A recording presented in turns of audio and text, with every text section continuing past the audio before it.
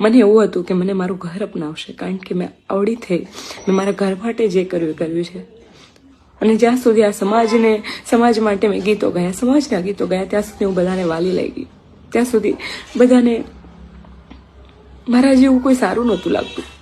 અને આજે જ્યારે એક દીકરી પોતાના માટે કંઈક વિચારે છે, એવી એક દીકરી પોતાના, મારા ઘરમાં નથી એવો માહોલ, એટલે મેં ઘરે ના કીધું અને મારે આ પગલું ભરવું પડ્યું.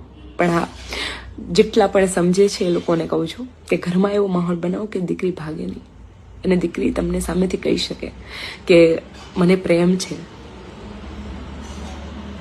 પ્રેમ કરવો એ કંઈ ગુનો નથી. જો મારા બાપનો જીવ બળતો હોય તો હું પણ એક દીકરી છું, અને મારામાં પણ જીવ છે, અને મારો જીવ બળ્યો છે. આજે તમે આખા સમાજે થઈને મને ચર્ચાનો વિષય કરી નાખ્યો છે. જે લોકો મોટા જે લોકોથી થોડીક ઉમ્મીદ હોય છે, એ લોકો પણ આજે ન સાંભળી હોય, જે લોકોને વાતની ખબર જ નથી, એવી વાતો કરે છે. જ્યારે હું પટેલ સમાજમાં પરણીને ગઈ હોત અને એ દીકરો મને હેરાન કરત તો પટેલ સમાજ આવત? પટેલ સમાજનો દીકરાને તમે લોકો આવી રીતે જ વાતો કરત?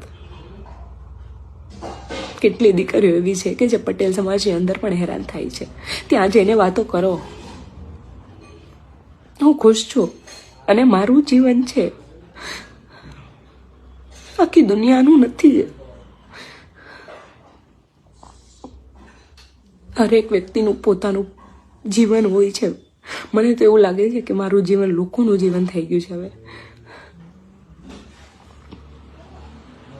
આવી ઉમ્મીદો પટેલ સમાજથી નહોતી મને.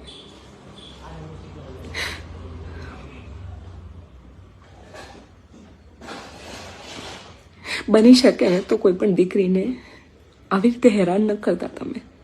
તમારા ઘરે પણ દીકરી છે. જય માતાજી.